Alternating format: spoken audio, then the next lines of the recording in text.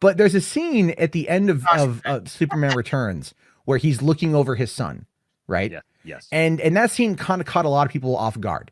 It was a little bit out of character, it felt like. Like, why would he be looking over his son not knowing everything else? Well, Bryan Singer actually explained that at Comic-Con the next month when him and Richard Donner were there doing a panel on Superman Returns. And he talked about how one of the crew, might have been a gaffer, had, while they were filming it, had told this story about how him and his wife divorced and they had a son. And that the only way he was allowed to see his son was his wife would permit him to come in when the son was asleep. Oh, wow. And so he, as a father, was not able to have that interaction with his son unless it was in that scenario. Man. And they took that and they kind of paid tribute to it, in my opinion. And they put it on, and they put it in the movie.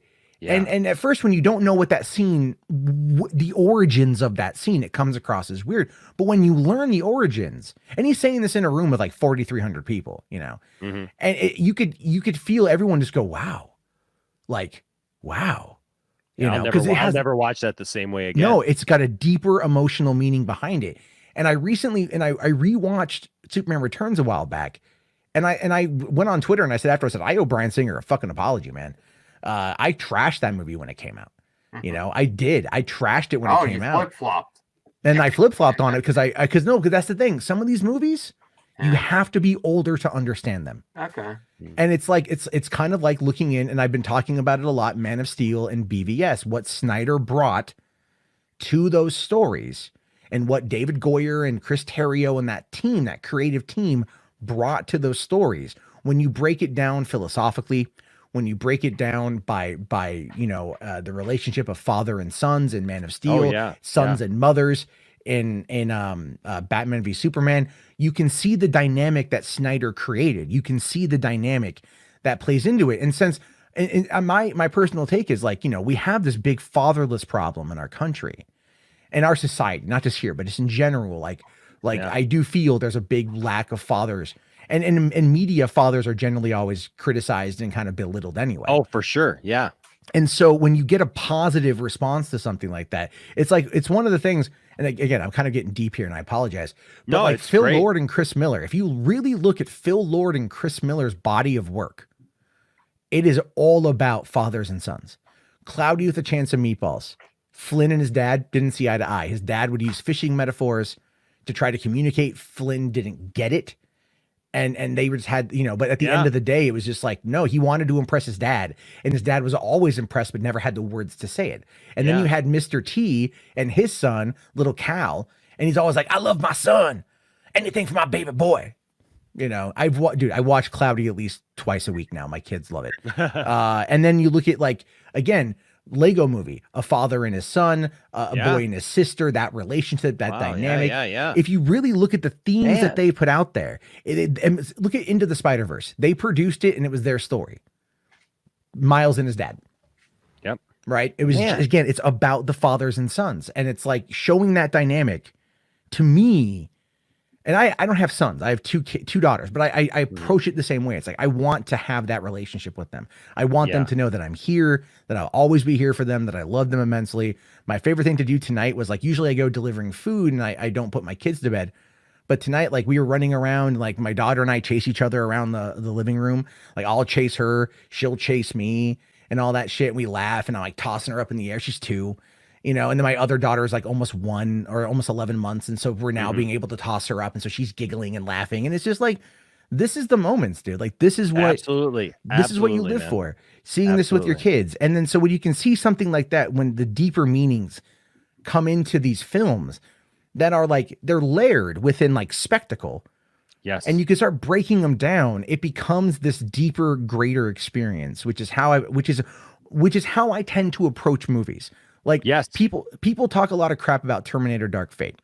Okay. Not the best movie on the planet. But as I said, going into that movie, Tim Miller was the best director because Tim Miller would bring the heart into that project. And he did. If you go and you watch it, the heart was there. There was a lot of it. It was surprising, but it was a really nurturing film. And he was trying to convey this story about loss and grief and redemption and revenge and all of these things. But everyone focused on the fact, you know, on the little bits of it instead of diving into the subtext. And so that for me, it's like that's how I get into these movies, by really diving into the subtext. And I feel the same way, man. Yeah. I feel the same way. The reason why I'm a Superman fan is because of the father connection. I grew up without my dad, and so I grew up loving the character of Superman, not because he had superpowers, but because I felt like he was what a man should be, that he cared for the people that he loved and he was always there for them. And so that was something that meant something to me. So when I found out I was going to be a dad, that just totally made me want to be the best dad that I possibly could be. And when I found out I was going to have a son, it was even more so, because it was like, wow, okay, so I'm going to get to give this boy something that I never had. Yeah. And it's amazing because him and I have experienced so much through movies. His middle name is Jor-El. And you know, and so we've experienced so much through movies. And every once in a while, he'll look at me and go, "Dad, are you crying?" We'll be watching something. And anytime something comes up with fathers and sons in a movie, and a little bit of it too is about it was like right after he was born, I was diagnosed with a brain tumor, and we didn't know what was going on. And I was like, "You got to be kidding me!" Like, I go on my whole life, never been sick a day in my life, and then all of a sudden, my son's born, and 3 months later, I have a brain tumor that could like take me out. Like, what the heck is that? And you know, I'm fine, and I'm still here. But him and we watch movies together, and he's always teasing me about that, because he'll see, you know, God forbid we watch, you know, Field of Dreams or something, you know, and at the end I'm just like, you know, and he's like, "Dad, are you crying?" And I'm like, "Yeah." And then it was funny because he watched Guardians of the Galaxy 2.